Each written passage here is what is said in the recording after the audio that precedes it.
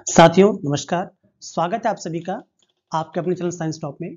आज हम अपने जीव विज्ञान सीरीज के एक बहुत ही इंपॉर्टेंट टॉपिक विटामिन्स और न्यूट्रिशन, विटामिन्स और पोषण के बारे में अध्ययन करेंगे। क्योंकि आपको पता है कि विटामिन्स और न्यूट्रिशन से एक ना एक क्वेश्चन हर परीक्षा में पूछा ही जाता है, जो कि बहुत ही आसान टाइप का होता है।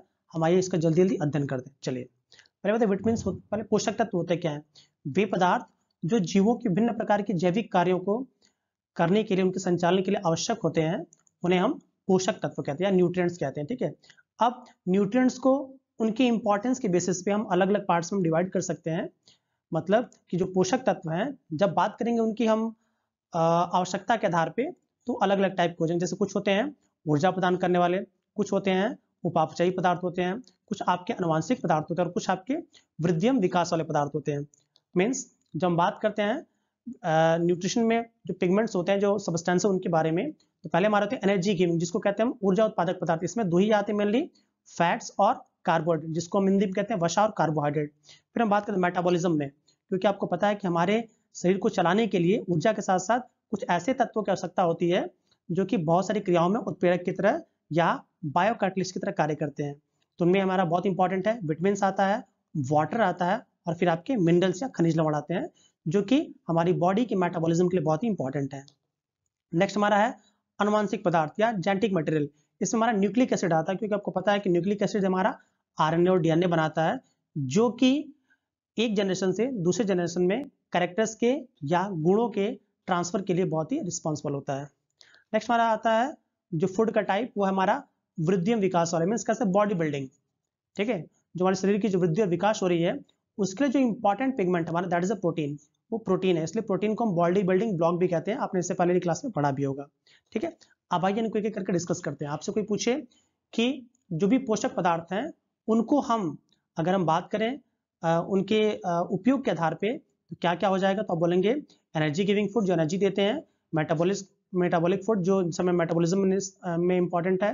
नेक्स्ट आपका है हेरिडिटिकल इंपॉर्टेंट, या ऐसे जो कि हमारे हेरिडिटिकल कैरेक्टर्स को ट्रांसफर में रिस्पॉन्सिबल होंगे। और लास्ट में हमारा आता है वृद्धियम विकास या बॉडी बिल्डिंग वाले। ठीक है, आइए इसको देखते हैं।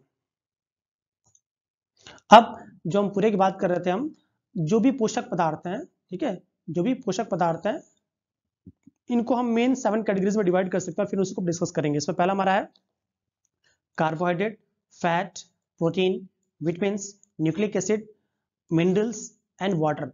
इन सारे में से अगर किसी एक की भी कमी हो जाती है, तुम्हारे शरीर में बहुत सारे रोग हो जाते हैं। इसके साथ साथ हमारी वृद्धि रुक जाती है, और हम ये भी कह सकते हैं कि जो भी हमारी ग्रोथ एंड डेवलपमेंट है, वो भी हमारा रुक जाता है। अब हम इनमें से एक एक पोषक तत्व के बारे में, अब हम सॉरी पदार्थ यहाँ जाए, अब इनमें से हम एक एक पोषक तत्व के बारे में पढ़ेंगे और उनका धीरे धीरे हम अध्ययन करते जाएंगे, क्योंकि क्या क्या इंपॉर्टेंस, याद रखिएगा इनसे बहुत क्वेश्चन बनने स्वाभाविक है। आइए एक करके देखते हैं। पहले हम स्टार्ट करेंगे अपने कार्बोहाइड्रेट से।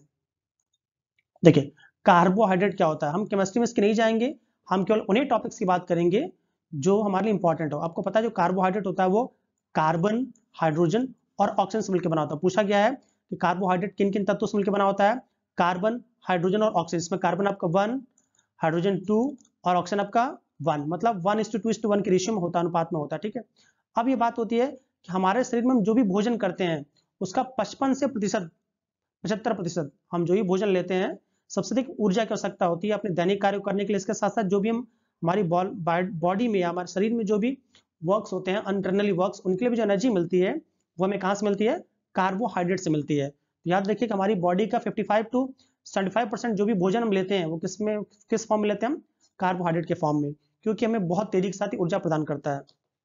फिर क्वेश्चन ने बहुत बार पूछा है कि अगर हम 1 ग्राम ग्लूकोज को अगर हम फुल्ली बर्न कराएं या उसका हम ऑक्सीकरण कराएं, ऑक्सीडेशन कराएं, तो कितनी एनर्जी निकलती है, तो आप बोलेंगे 4.2 kilo calorie, about 4.2 kilo calorie energy ऊर्जा मिलती है अगर हम 1 ग्राम ग्लूकोज का फॉर्मूला क्या होता है, C6H12O6। अगर हम 1 ग्राम ग्लूकोज को अगर हम बर्न कराते हैं, जलाते हैं, या उसका सकते उसका पूर्ण ऑक्सीकरण कराते हैं, तो हमें 4.2 किलो कैलोरी एनर्जी मिलती है।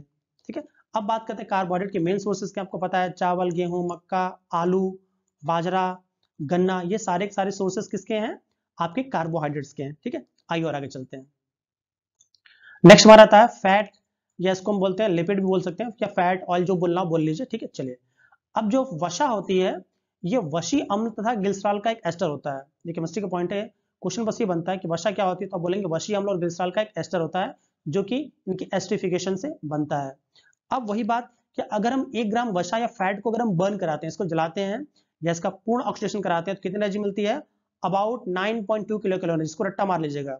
अगर हम 1 ग्राम वसा को जलाते हैं तो कितना मिलता है? अबाउट 9.2 किलो कैलोरी एनर्जी हमें मिलती है। ठीक है, आइए अब कहते हैं कि जो मानव में वसी अम्ल है, जो हमारा मानव का शरीर है, वो वसा अम्ल का संश्लेषण नहीं कर सकता, इसीलिए हमें बाहर से लेना पड़ता है। जो भी वसा अम्ल होता है वो हम बाहर से लेते हैं। 2 टाइप का होता है, एक होता है एसेंशियल फैटी एसिड और एक होता है non essential fatty acid.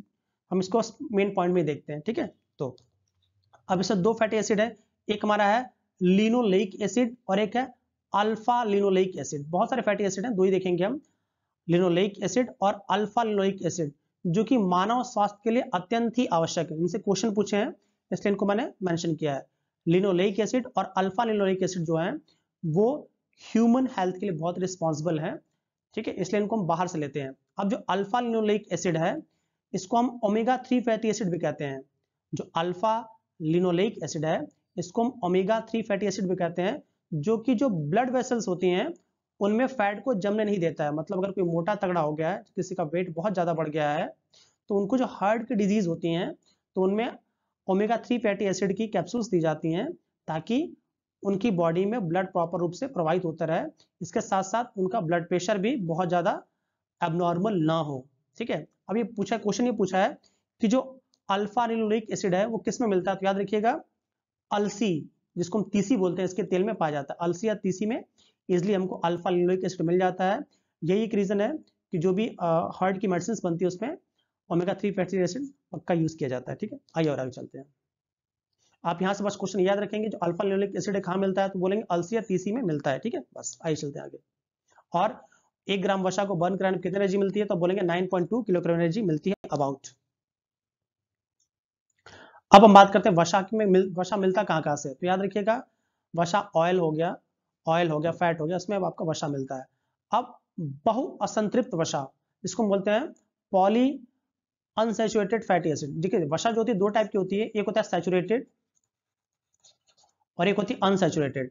Saturated को हम संतृप्त वसा कहते हैं और इसको फिर असंतृप्त वसा कहते हैं। ठीक है, अब जो भी हमारा ये हाइड्रोजनीकृत तेल हो गया या वसा हो गया, पशुओं से जो मिलता है, वो आपका कह सकते हैं कि संतृप्त वसा होता है, जो कि हानिकारक होता है, माना जाता है कि हानिकारक है। ठीक है, चलिए पहले इसको समझते हैं।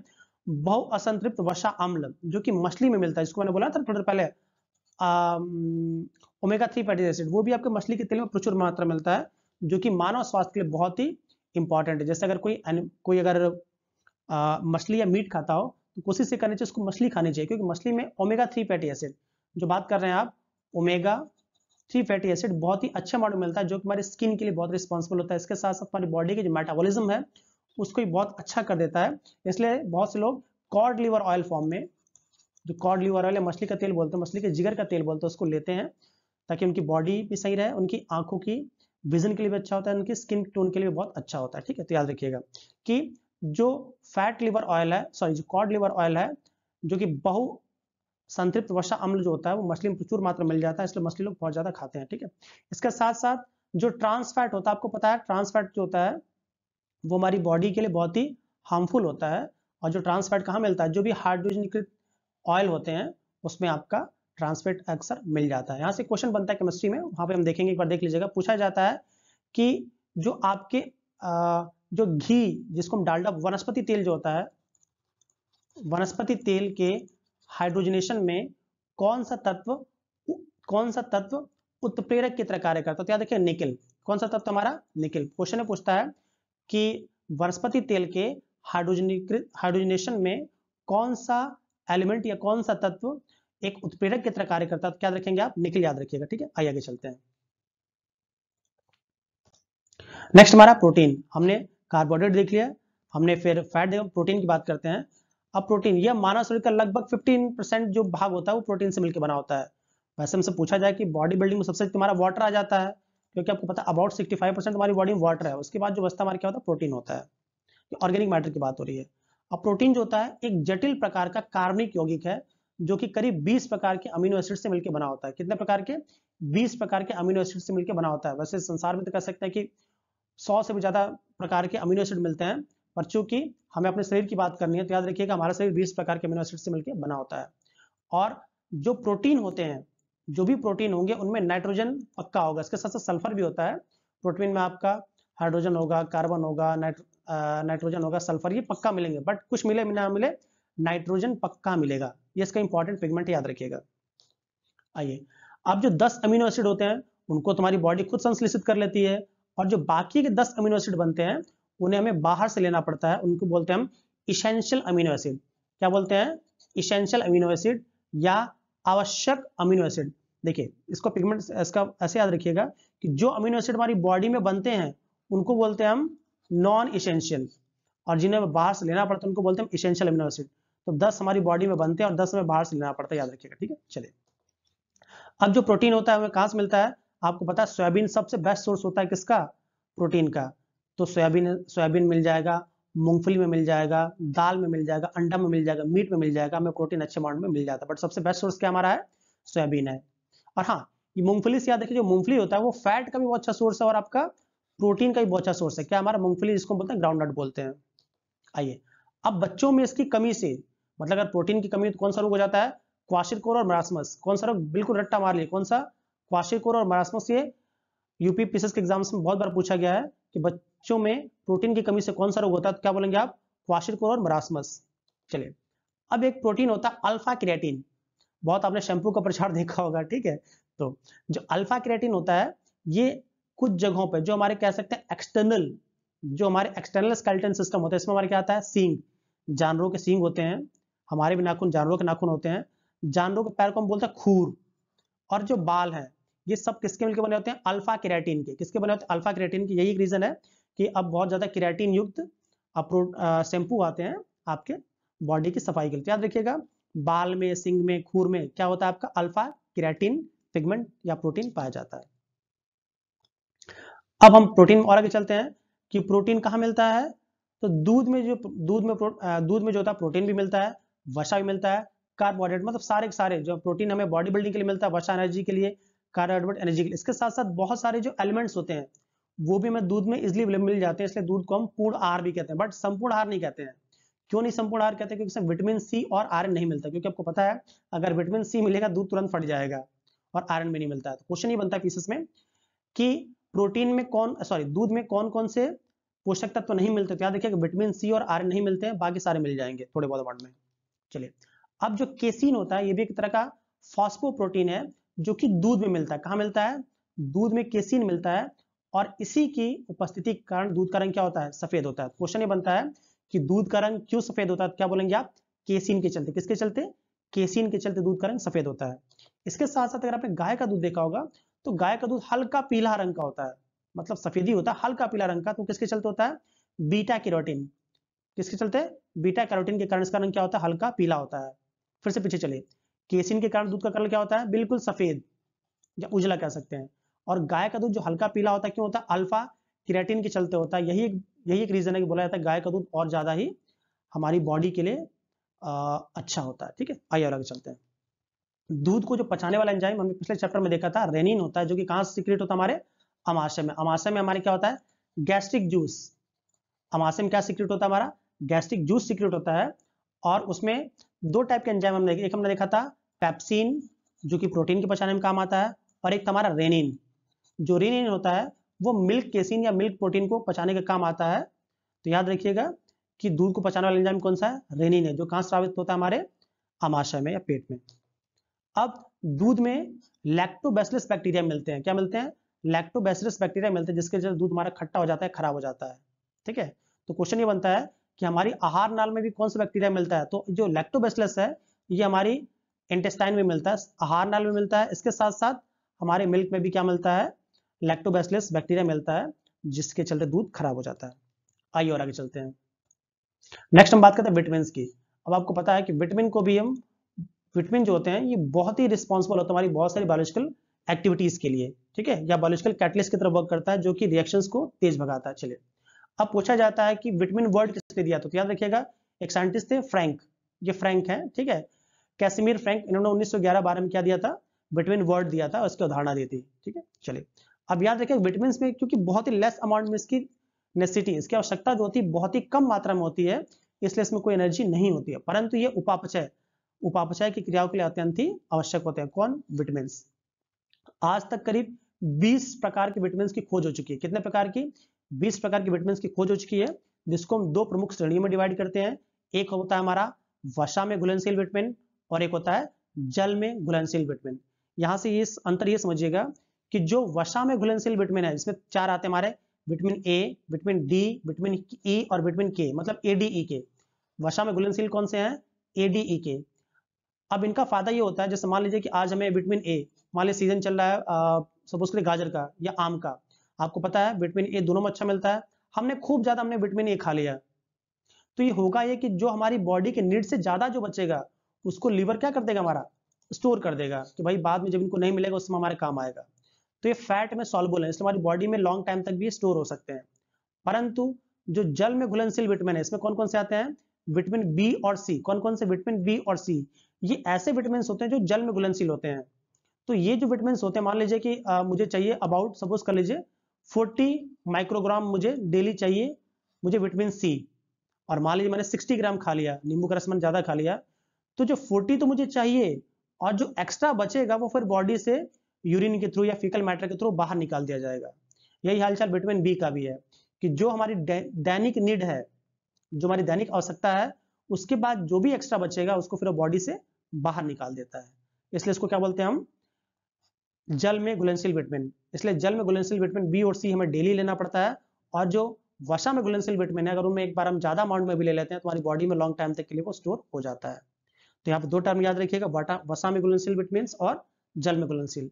फैट सॉल्युबल और वाटर सॉल्युबल। जो फैट सॉल्युबल होंगे उन्हें हम ले लेंगे, हमारे बॉडी में लॉन्ग टाइम तक स्टोर रहेंगे, और जो जल में घुलनशील वाटर जो सॉल्युबल है उनको मैं डेली लेना पड़ता है। इसमें आपका दो ही आता है, विटामिन बी और सी, जिनके अलग अलग टाइप हो जाएंगे। ठीक है, अब विटामिन को हम सहायक आहार कारक भी कहते हैं, क्योंकि बिना इनकी उपस्थिति के हमारी बॉडी में डाइजेशन से लेकर बहुत सी जो बायोलॉजिकल एक्टिविटीज हैं वो नहीं हो पाएंगी, नहीं चल पाएंगी, इसलिए इनको हम सहायक आहार कारक भी कहते हैं। आइए और आगे चलते हैं। अब पूछा जाता है, हमें विटामिन का नाम दे दिए जाते हैं और पूछा जाता है इनकी कमी से कौन कौन से रोग होते हैं या इनके क्या क्या स्रोत है। पहले हम बात करते हैं विटामिन ए। विटामिन ए का नाम रेटिनॉल भी होता है। क्या नाम होता है? रेटिनॉल। याद करिएगा, विटामिन ए का नाम क्या है? रेटिनॉल। विटामिन ए का नाम क्या है? रेटिनॉल। अब इसकी कमी से कौन कौन से रोग हो जाएंगे? कलर ब्लाइंडनेस, ठीक है, कलर ब्लाइंडनेस मींस क्या, रतौंधी बोलते हैं इसको, ज़िरोफ्थैल्मिया, कलर ब्लाइंडनेस, ज़िरोफ्थैल्मिया किसकी कमी से होता है? विटामिन ए की कमी से। इसका साइंटिफिक नेम क्या है? रेटिनॉल। अब इसके स्रोत क्या क्या है? गाजर, दूध, अंडा, पनीर, हरी सब्जियां और कॉड लिवर ऑयल। अगर आपको कभी कुछ ना याद आना, तीन चार चीजें पक्का याद रखिए। मीट हर जगह मिलेगा, एग में लगभग सब कुछ मिल जाएगा, मीट में, एग में, फिर मिल्क में भी मिल जाएगा विटामिन सी और आयरन को छोड़ के। ठीक है, फिर ईस्ट में सारा मिल जाएगा। ठीक है, पल्सेस में लगभग सारे मिल जाते हैं। तो इन सबको आप कुछ ना याद हो तो इन सबको पक्का आप कहीं ना कहीं लगा सकते हैं। आइए देखते हैं फिर से। जो विटामिन बी1 है, इसका साइंटिफिक नेम है थायमिन। क्या नाम है? थायमिन। इसकी कमी से कौन कौन सा होगा? बेरी हो जाता है, और ग्रोथ रिटार्डेशन, मतलब जो ग्रोथ होती है, जो वृद्धि होती है, रुक जाती है, और बेरी रोग होता है, चर्म रोग टाइप का होता है। अब विटामिन बी का अच्छा सोर्स क्या है? ग्रेन्स, जो अनाज होते हैं, खड़े अनाज होते हैं, पॉड फलियां होती हैं, दालें होती हैं, लीवर होता है, यकृत मतलब अंडा, और फिर आपका मूंगफली भी इसका अच्छा स्रोत होता है। किसका? थायमिन का या विटामिन बी1 का। विटामिन बी2 का साइंटिफिक नेम क्या है? राइबोफेनॉल। क्या बोलते हैं? राइबोफेन। देखिए, विटामिन ए का क्या है? Retinol, thiamine, riboflavin. ठीक है, अब इसकी कमी से कौन कौन सा होता है? पूछा पीसेस में किलोसिस। कौन सा रोग हो जाता है? किलोसिस। माउथ अल्सर, जो मुंह में छाले पड़ते हैं। ठीक है, इसके साथ साथ जो हमारे पैर और हाथ फट जाते हैं, ओट फट जाते हैं, वो भी किसी कमी से होता है? विटामिन बी2 की, राइबोफ्लेविन बोलते हैं। अब इसका अच्छा स्रोत क्या है? Milk, meat, green leafy vegetables. ठीक है, आइए नेक्स्ट हम बात करते हैं विटामिन बी3। इसको बोलते हैं नियासिन या निकोटिनामाइड भी कहते हैं। क्या कहते हैं? नियासिन या निकोटिनामाइड। किसका साइंटिफिक नेम है? विटामिन बी3 का। इसकी कमी से बहुत ही फेमस रोग है पेलाग्रा। ठीक है, कौन सा रोग है आपका? पेलाग्रा। ये कहाँ मिलता है? मीट, नट, ईस्ट आदि में सब मिल जाएगा। ठीक, नेक्स्ट हम बात करेंगे हमारा विटामिन बी4 नहीं होता, सीधे बी5 पे आते हैं। बी5 को हम केमिस्ट्री में पेंटेन भी बोलते हैं, तो इसलिए इसका नाम क्या है? Pantothenic acid. क्या नाम है? Pantothenic acid, pantothenic acid. अब इसकी कमी से क्या होता है? इंसोम्निया हो जाएगा, स्किन डिजीज हो जाएगा, फिर आपके बाल सफेद होने स्टार्ट हो जाते हैं। ये कहाँ मिलेगा? एग, मीट, मिल्क, मूंगफली सब में मिल जाएगा। नेक्स्ट हमारा है विटामिन B5 इसको क्या बोलते हैं, पैराडॉक्सिन, क्या बोलते हैं, पैराडॉक्सिन। इसकी कमी से क्या होता है, एनीमिया हो जाएगा और स्किन डिजीज हो जाएगा। ये भी कहाँ मिलेगा, लीवर, मीट, राइस, ईस्ट में मिल जाएगा। विटामिन B7 की बात करते हैं, इसको हम क्या नाम है, बायोटीन। इसका साइंटिफिक नेम क्या है, बायोटीन, बायोटीन। इसकी कमी से क्या होता है, बाल झड़ने लगते हैं, स्किन डिजीज होता है। ये मीट में, एग में, लीवर में, मिल्क में सब में मिल जाएगा। फिर से एक बार साइंटिफिक नेम याद रखिए, विटामिन A का साइंटिफिक नेम क्या है, रेटिनॉल, B1 का थायमिन, B2 का राइबोफ्लाविन, B3 का नियासिन निकोटिनामाइड, B5 का पेंटोथेनिक एसिड, B6 का पैराडॉक्सिन और B7 का क्या है, बायोटीन। क्या नाम है, बायोटीन। यहाँ पे B3 अक्सर पूछता है, इसको नियासिन बोलते हैं और क्या होता है, पेलाग्रा। इसके साथ साथ आपका ये पूछा जाता है कि जीरोप्थैल्मिया किसकी कमी से होता है, या नाइट ब्लाइंडनेस किसकी कमी से होता है, क्या बोलेंगे, विटामिन A। थायमिन भी पूछा जाता है आपका, विटामिन बेरी किसकी कमी से होता है, क्या बोलेंगे आप, थायमिन की कमी से। ठीक है, चलिए नेक्स्ट हम बात करते हैं विटामिन B9। विटामिन B9 को हम फॉलिक एसिड भी कहते हैं, क्या बोलते हैं, फॉलिक एसिड। जो भी गर्भवती महिलाएं होती हैं उनको अक्सर इसकी टेबलेट्स प्रोवाइड की जाती है। इसकी कमी से क्या होता है, एनीमिया हो जाता है, डायरिया भी होता है, पेट खराब हो जाता है। ये कहाँ मिलता है, meat, liver, green feed, vegetable वगैरह मिल जाता है। विटामिन B12, ये क्वेश्चन यहाँ से बनता है, विटामिन B12 का साइंटिफिक नेम क्या है, साइनोकोबालामिन। क्या नाम है, साइनोकोबालामिन, साइनोकोबालामिन। या एक क्वेश्चन ही बनता है कि किस विटामिन में कोबाल्ट एलिमेंट मिलता है। कोबाल्ट जो होता है एक एलिमेंट है, इसका एटॉमिक नंबर कितना होता है, 27 होता है। पूछा जाता है कि कोबाल्ट किस विटामिन में मिलता है, क्या बोलेंगे आप, साइनोकोबालामिन, साइनोकोबालामिन। इसकी कमी से क्या होता है, एनीमिया नहीं, क्या हो जाएगा, पर्निशियस एनीमिया। क्या हो जाएगा, पर्निशियस एनीमिया और जॉन्डिस हो जाता है। ये कहाँ मिलेगा, एग में, मीट में, फिश में। ठीक है, इसके साथ साथ देखिए ये बैक्टीरिया ऑफ इंटेस्टाइन, सॉरी गलती हो गई, ये जो इंटेस्टाइन है, हमारी इंटेस्टाइन है, वहां पे भी ये आपको इजिली मिल जाएगा। ठीक है, हमारे इंटेस्टाइन में भी ये आपका साइनोकोबालामिन बनाने वाले बैक्टीरिया मिल जाते हैं। ठीक है, चलिए नेक्स्ट हम बात करते हैं एस्कॉर्बिक एसिड। ये बहुत बार पूछा जाता है इसकी कमी से, इसको विटामिन C कहते हैं। इसकी कमी से कौन सा रोग होता है, स्कर्वी। इसके साथ साथ जो गम्स होते हैं, मसूड़े होते हैं, वहां पे स्वेलिंग हो जाती है, खून निकलने लगता है, वो किसकी कमी से होता है, विटामिन C की कमी से। ये कहाँ मिलेगा आपका, इसका सबसे अच्छा सोर्स क्या होता है, आंवला। फिर जो भी सिट्रस फ्रूट है, जिसमें आपका अंगूर, सॉरी संतरा हो जाएगा, नींबू हो जाएगा, ऑरेंज हो जाएगा, हरी मिर्च हो जाएगी, सब में क्या मिलेगा, विटामिन C मिलेगा। और सबसे अच्छा सोर्स क्या है, आंवला। नेक्स्ट हम बात करते हैं विटामिन D। विटामिन D को हम कैल्सीफेरॉल भी कहते हैं। साइंटिफिक नेम क्या है, कैल्सीफेरॉल, कैल्सीफेरॉल। इसकी कमी से कौन सा रोग हो जाता है, रिकेट्स, जो कि छोटे बच्चों में बहुत ज्यादा दिख जाता है, पैर की हड्डियां टेढ़ी हो जाती है, हाथ की हड्डियां टेढ़ी हो जाती है। ऑस्टियोमलेसिया, बूढ़े लोगों में ज्यादा मिल जाता है। इसकी 45 की एज के बाद हड्डी जो होती है पोरस हो जाती है, इसको हम ऑस्टियोमलेसिया कहते हैं। अब ये कहाँ मिलेगा, बटर, मक्खन में मिल जाएगा, फिश ऑयल मतलब मछली के तेल मिल जाएगा, अंडे मिल जाएगा। इसके साथ साथ सनलाइट, आपको पता है ना कि विटामिन D है, ये हमारी बॉडी खुद प्रोड्यूस भी कर सकती है। अगर हम धूप में सूरज की पहली जो किरण होती है, अगर उसमें बैठते हैं तो हमारी बॉडी विटामिन D को प्रोड्यूस भी कर सकती है। नेक्स्ट हमारा है विटामिन E। विटामिन E को हम टोकोफेरॉल कहते हैं। क्या कहते हैं, टोकोफेरॉल। अब इसकी कमी से नपुंसकता कह सकते हैं, या कह सकते हैं कि लेस फर्टिलिटी नामक रोग हो जाता है। और ये इसकी कमी में हम क्या खाते हैं, हम स्प्राउटेड व्हीट, जो स्प्राउटेड अनाज होते हैं उसको खाते हैं, सोयाबीन खाते हैं, एग वगैरह खाते हैं। नेक्स्ट हमारा है विटामिन K। विटामिन K का साइंटिफिक नेम क्या है, फिल्लोक्विनोन। क्या नाम है, फिल्लोक्विनोन। और इसकी जब कमी हो जाती है विटामिन K की, तो अगर मान लीजिए कहीं चोट लग जाता है तो तुम्हारा खून जल्दी रुकता नहीं हो, किसकी कमी से है, विटामिन K की कमी से। ये इसकी पूर्ति कैसे होगी, जो ग्रीन लीफी वेजिटेबल है उसको मैं प्रॉपर रूप में खाएं, सोयाबीन खाएं, अल्फाल्फा खाएं। बैक्टीरिया ऑफ इंटेस्टाइन में भी कहाँ मिलती है, ये विटामिन K बनता है। तो 3 याद रखिएगा, एक हमारा साइनोकोबालामिन, इसको B12 कह रहे थे। ठीक है, फिर हमारा आपका विटामिन K, ठीक है, और हमारा विटामिन D। ये तीनों के तीनों ऐसे विटामिन है जो हमारी बॉडी प्रोड्यूस भी कर सकती है। ठीक है, आइए और आगे चलते हैं। अब मिनरल्स की बात करें, आपको पता है मिनरल बहुत इंपॉर्टेंट है हमारी बॉडी में, क्योंकि मेटाबॉलिज्म इसका बहुत ज्यादा रिस्पॉन्सिबल है। इसमें कुछ को देख लेते हैं, कैल्शियम और फास्फोरस, ये दोनों का ही रोल जो होता है हड्डियों के विकास में और हमारे दांतों के विकास में बहुत ज्यादा है। आयरन की बात करते हैं तो जो हीमोग्लोबिन जो होता है, हीमोग्लोबिन में जो हीम प्रोटीन होता है, हीम प्रोटीन में आयरन ही मेन पिगमेंट होता है। तो अगर आयरन की कमी हो जाती है तो फिर हीमोग्लोबिन का फॉर्मेशन प्रॉपर्ली नहीं हो पाता है। इसके साथ साथ जो आयोडीन होता है वो हमारे थायरोक्सिन हार्मोन को बनाने में काम आता है। इसकी कमी से आपको पता है कि ग्वाइटर हो जाता है। इसके साथ साथ ये जो चारों एलिमेंट आप देख रहे हैं, मैग्नीशियम, जिंक, कॉपर और कोबाल्ट, इन सारे के सारे एलिमेंट के हम लेस रिक्वायर्ड, मतलब इनकी क्वांटिटी बहुत ही लेस अमाउंट हमारी बॉडी में चाहिए होती है, ना रहे तो फिर इनकी कमी से बहुत से रोग होने लगते हैं और हमारी बॉडी की जो मेटाबॉलिज्म है वो प्रॉपर्ली फंक्शन नहीं करती है। नेक्स्ट हम वाटर न्यूक्लिक एसिड की बात करते हैं। आपको पता है वाटर जो होता है ये सबसे मोस्ट इंपॉर्टेंट है, मेरे अकॉर्डिंग मोस्ट इंपॉर्टेंट पिगमेंट है हमारे पूरे फूड सिस्टम का, क्योंकि हमारी पूरी बॉडी का 65% तो हमारा वाटर से वर्क करता है। हमारी बॉडी का जो प्रोटोप्लाज्म है, बिना प्रोटोप्लाज्म तो लाइफ होगी नहीं हर एक सेल की, उस प्रोटोप्लाज्म में भी कह सकते हैं अबाउट 80% तो वाटर ही है। और वाटर को कैसी पूर्ति करते हैं हम खाने में लेते हैं, मतलब खाना ले रहे फल उससे भी पानी मिलता है, इसके साथ साथ हम डायरेक्ट भी वाटर को लेते हैं। वाटर में कोई एनर्जी नहीं होती है, 0 कैलोरी एनर्जी होती है। क्वेश्चन ने पूछा है वाटर में कितनी एनर्जी होती है, क्या बोलेंगे आप, 0 कैलोरी एनर्जी होती है। अब जो न्यूक्लिक एसिड की बात करते हैं, प्रोटीन जो भी ऐसे सबस्टेंसेस में मिलते हैं इसमें प्रोटीन ज्यादा आता है, इसमें आपको न्यूक्लिक एसिड मिल जाता है। ये आरएनए और डीएनए के फॉर्मेशन रिस्पॉन्सिबल होता है, जो कि हमारे हाइड्रोलॉजिकल कैरेक्टर्स को ट्रांसफॉर्म करने में रिस्पॉन्सिबल होते हैं। ठीक है, आइए और आगे चलते हैं। अब हम कुछ इंपॉर्टेंट पॉइंट्स को देख लेते हैं जहां से क्वेश्चन पक्का बनते हैं। जो हृदय रोग होते हैं, हृदय के रोगी होते हैं, उनको बोला था आप सेव का सेवन करिए। क्यों सेव का सेवन ज्यादा करिए, क्योंकि सेव में एक पिगमेंट मिलता है पोटेशियम। क्या मिलता है, पोटेशियम। और जो पोटेशियम होता है उनके हृदय के धड़कन को नियंत्रित करके रखता है, बराबर करके रखता है। इसलिए जो हृदय रोगी होते हैं उन्हें बोला जाता है कि आप सेव प्रॉपर खाइए। या अगर आप सबको बोला जा सकता है अगर आप सेव खाते हैं तो आपको जो हार्ट की डिजीज है वो नहीं होती। क्यों नहीं होती, क्योंकि सेव में क्या मिलता है, हमारा एक पिगमेंट पोटेशियम मिलता है। ठीक है, आइए। जो विटामिन सी होता है ये शरीर में लोहे के अवशोषण में सहायक होता है। मतलब इसलिए बोला जाता है जब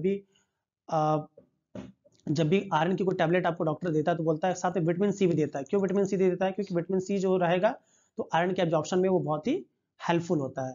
ठीक है, चलिए और हम देखते हैं जो कोकैल्सिफेरॉल का रासायनिक नाम विटामिन डी है। मतलब विटामिन डी का रासायनिक नाम क्या है, कोकैल्सिफेरॉल है। ये जंतुओं में 2 फॉर्म में मिलता है। तो यार क्वेश्चन तो ये बनता है कि विटामिन डी का साइंटिफिक नेम क्या है, तो क्या बोलेंगे आप, कोकैल्सिफेरॉल। ये जंतुओं में 2 सक्रिय विटामिन मिलते हैं। जंतुओं में 2 सक्रिय विटामिन डी मिलते हैं, एक मिलता है कोकैल्सिफेरॉल और एक मिलता है आर्गोकैल्सिफेरॉल। तो जो आर्गोकैल्सिफेरॉल होता है उसको हमारा शरीर स्वयं बना लेता है धूप में। जो आर्गोकैल्सिफेरॉल होता है उसको हमारा शरीर क्या बनता है, खुद बना लेता है। ऐसे समझिए विटामिन डी जो होते हैं वो जंतु में 2 टाइप के होंगे। एक पहले विटामिन डी का साइंटिफिक नेम क्या है, कोकैल्सिफेरॉल। 2 टाइप के मिलते हैं, कोकैल्सिफेरॉल और आर्गोकैल्सिफेरॉल। ठीक है, जो आर्गोकैल्सिफेरॉल है ये हमारी बॉडी खुद संश्लेषित कर देती है। ठीक है, चलिए अब मानव शरीर जो होता है वो विटामिन का संश्लेषण नहीं करता, आपको अच्छी तरह पता है। फिर भी कुछ विटामिन हमारी बॉडी खुद बनाती है, जिसमें आपका साइनोकोबालामिन जिसको हम B12 कहते हैं, विटामिन डी मैंने पहले बता दिया आपको, और विटामिन के। अगर विटामिन के लिखना मैं भूल गया, हाँ विटामिन के। विटामिन के आपके स्मॉल इंटेस्टाइन में भी बन जाती है, और विटामिन डी आपको पता है हमारी बॉडी की स्किन में बनता है। और विटामिन B12 वो है ये भी हमारी स्मॉल इंटेस्टाइन में बन जाती है। तो ये 3 विटामिन को छोड़ के सारे विटामिन हमें बाहर से लेने पड़ते हैं। चलिए इस तरह हमारे चैप्टर खत्म हुआ। अगर आपको हमारे पढ़ाने का तरीका अच्छा लगता है, हमारे कंटेंट अच्छे लगते हैं, तो प्लीज हमारे चैनल को जरूर लाइक, शेयर और सब्सक्राइब करिए। और आपके जो भी अवेलेबल कमेंट्स हो उसको कमेंट बॉक्स में जरूर दीजिए। आप सभी स्वस्थ रहें, हंसते रहें, मुस्कुराते रहें, और प्लीज हमारा समर्थन करते रहिए। Thank you in advance. जय हिंद, जय भारत।